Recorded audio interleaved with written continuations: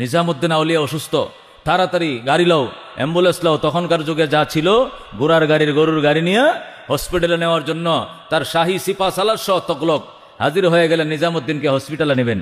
নিজামুদ্দিন আউলিয়া বললেন, আমি রফিকে আলা, আমার মহান রবের সান্নিধ্যে চলে যাব, আমি চিকিৎসা নেব না, নেব না, নেব না। জোরে কোন আল্লাহু আকবার।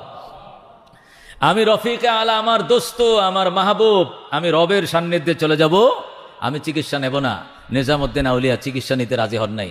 তিনি ইন্তেকাল করবেন, আগ দিয়া সুলতান তগলক যায় সামনে বসে রইলেন। হুজুর, দিলে শান্তি পাইলাম না, একটু চিকিৎসা যদি করতে পারতাম অনেক তৃপ্তি পাইতাম। যতই চিকিৎসা করব, রব আমাকে ডাক দিয়ে ফেলছে, আমার কাছে সংবাদ এসে গেছে, চিকিৎসা কাজ হবে না, সুতরাং ডিস্টার্ব করো না, আমাকে ওখানে যেতে দাও, আমি ওখানে যাওয়ার জন্য প্রস্তুতি গ্রহণ করতে দাও, আমার ডিস্টার্ব করো না, তোমরা চলে যাও। আল্লাহু আকবার। তখন সুলতান তগলক বলেছিলেন, আমাকে কিছু ওসিয়ত করেন, এই দুনিয়াতে আপনি থাকবেন না, আমরা তো আরো কিছুদিন হয়তো আসি, যারা থাকবো আমাদের কেমনে কি করা, বা আপনার জানাজা কে পড়াবে এবং আপনাকে দাফন কাফনের ব্যাপারে কোনো কথা থাকলে আমাদেরকে বলেন। তখন আল্লাহ নিজামুদ্দিন আউলিয়া রহমতুল্লাহ বলেছিলেন, আমি যে মসজিদ বানাইছি, ওনার বড় মসজিদ ছিল গ্যাসপুরে, বড় মসজিদ এখনো আছে, মসজিদের পাশে বড় মাদ্রাসা ছিল, এরপরে ওনার খানকা ছিল, মসজিদ, মাদ্রাসা, খানকা। আল্লাহর ওদের কয়টা জিনিস ছিল?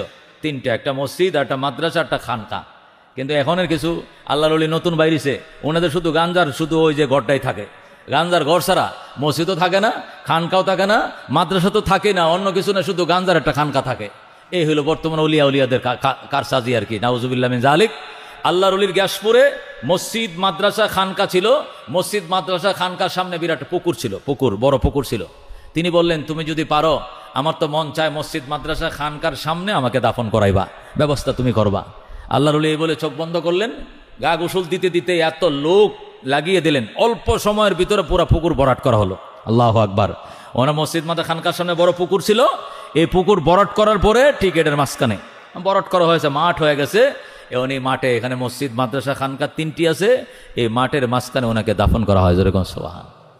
এই হলো খাজা নিজামুদ্দিন আউলিয়া রহমতুল্লাহ আলাই। আল্লাহ তাআলা তাকে এত বুজুর্গি দান করেছিলেন। আল্লাহু আকবার। তার মুরিদান বক্তকুল ওনার জিন্দিগি লিখতে গিয়ে বলছেন, আল্লাহ তাআলা তাকওয়ার এত ধন ওনাকে দান করেছিলেন, সর্বক্ষেত্রেই তো উনি তাকওয়া অবলম্বন করে চলতেন। বিশেষ দুটি আমলের ক্ষেত্রে উনি বেশি সিরিয়াস ছিলেন। এক নম্বর হলো হালাল খাবারের ক্ষেত্রে।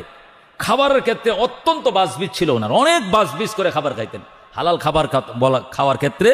আর সত্য বলার ক্ষেত্রে, জীবনটা চলে যাবে তারপরে মিথ্যায় আশ্রয় নিবে না, জীবনটা চলে যাবে, মরে যাবে, তবু হারামে মুখ দিবে না, এই দুইটা শপথ ছিল ওনার জীবনে। হযরত নিজামুদ্দিন আউলিয়া রহমতুল্লাহ নাম শুনছেন আপনারা? এই ভারতবর্ষে বিখ্যাত আল্লাহর ওলি ছিলেন, বুজুর্গ ছিলেন। 636 হিজরি সনে উনি গ্যাসপুরে জন্ম লাভ করেন। বাদশাহ গিয়াসউদ্দিনের নামে দিল্লির পৌরসভার সাথেই লাগানো একটা গ্রাম, ওটাকে গ্যাসপুর করে নাম রাখলেন। অনেক বাদশাহ গিয়াসউদ্দিনের জন্ম, দিল্লি রাজা গিয়াসউদ্দিনের, এই গ্রামটাকে গ্যাসপুর বলা হয়। আল্লাহর ওলি গ্যাসপুর গ্রামে জন্ম লাভ করলেন। সুবহানাল্লাহ। 636 হিজরি সনে, 725 হিজরি সনে 82 বছর বয়সে গ্যাসপুরে তিনি ইন্তেকাল করেন। ওনার আব্বাজান ছিলেন হযরত সৈয়দ আহমদ সাহেব রহমতুল্লাহ, ওনার আম্মাজান ছিলেন বিবি জুলাইখা। এই বুজুর্গ পরিবারের মধ্যে আল্লাহ হযরত নিজামুদ্দিন আউলিয়াকে জন্ম দিলেন। বাবা 5 বছর বয়স হয়েছে, নিজামুদ্দিনের বাবা সৈয়দ আহমদ ইন্তেকাল করলেন। মা জুলাইখা বিবি আছেন। মা জুলাইখা বিবি এই ছেলেকে কোথায় লেখাপড়া করবেন, দেওয়ানা হয়ে গেলেন, পাগল হয়ে গেলেন। ওই গ্যাসপুরের পাশে দিল্লিতে বড় এক বুজুর্গ আলেম ছিলেন, ওনার নাম আলাউদ্দিন ছিল। ওই আলাউদ্দিন দমগানি ওনার সহবতে নিয়ে বললেন, এই ছেলেটা আমার স্বামী নাই, আমি বিধবা নারী, আমি সাহায্য উঠায়া হলো আমার ছেলেকে শিক্ষিত বানাইতে চাই, এলিম শিখাইতে চাই, আপনার কাছে দিয়ে গেলাম। 1 বছরে আলাউদ্দিন দমগানির কাছে 1 বছরে নিজামুদ্দিন 6 বছর থেকে 7 বছর, আমাদের বাচ্চারা ওই সময় ভালো করে কথাও বলতে পারে না, সে কোরআনের হাফেজ হয়ে গেছে। সিরিফ 1 বছর লেগেছে, নিজামুদ্দিন কোরআনের হাফেজ হয়ে গেলেন। এবং প্রাথমিক মাসলা মাসাইল, ওযু, গোসল, সালাম, কালাম, আত্তায়াতু, দোয়া, দুরুদ, জানাজাটা যা আছে, প্রাইমারি সমস্ত শরীয়তের বিধিবিধান, মাসলা মাসাইল 1 বছরে তিনি শিখে বললেন। ওনার বয়স হয়েছে মাত্র 6। আল্লাহু আকবার। 6 বছরের মাথায় তার মা তাকে উচ্চশিক্ষার জন্য শামসুদ্দিন দমগানি রহমতুল্লাহ আলাইহির কাছে নিয়ে গেলেন। শামসুদ্দিন দমগানি সহবতে নেওয়ার পরে ওখানে উনি আলেম হলেন। ওখানে তো হাফেজ হয়েছে আগে, এখন আলেম হইলেন, শরীয়তের মাসলা মাসাইল সব কিছু কমপ্লিট করলেন। এরপরে তাকে হাদিসের উচ্চ উচ্চতর মর্যাদা অর্জন করার জন্য ওনাকে কামাল উদ্দিন দায়েমির দরবারে নিয়ে যাওয়া হলো। কামাল উদ্দিন দায়েমি তখন দিল্লিতে বড় হাদিস শাস্ত্রের উপরে বড় মুহাদ্দিস ছিলেন। ওখানে নিয়ে হাদিস শাস্ত্রের উপরে তারা মোকাম্মল করলেন। সুবহানাল্লাহ।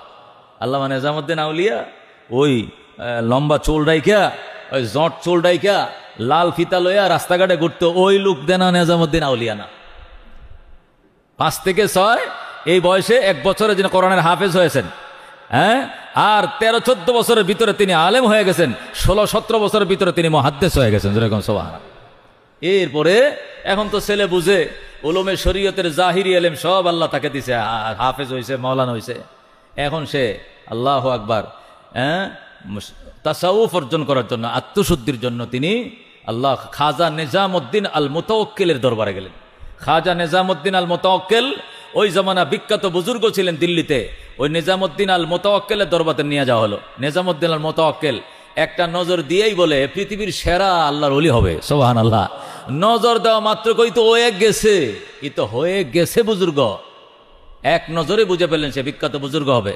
তারপরে দীর্ঘদিন তার সহবতে রাখলেন। রাখার পরে একবারে খেলাফতের যোগ্য হয়েছে, উনি খেলাফত লাভ করবেন। তখন বললেন যে আমার হাতে খেলাফত না দিয়া আমার উস্তাদ আল্লামা ফরিদউদ্দিন গঞ্জকসরের দরবারে তোমাকে নিয়ে যাই, আমার শেখ ও মুর্শিদ ফরিদউদ্দিন গঞ্জকসরই তোমাকে খেলাফত দিবেন। যেরকম সুবহানাল্লাহ। তখন ফরিদউদ্দিন গঞ্জকসর রহমতুল্লাহ আলাই, উনি ছিলেন হজরতে খাজা মঈনুদ্দিন চিশতি রহমতুল্লাহ আলাইর নাতি খলিফা। ওই ফরিদউদ্দিন গঞ্জকসরের দরবারে ওনাকে নিয়ে যাওয়া হয়।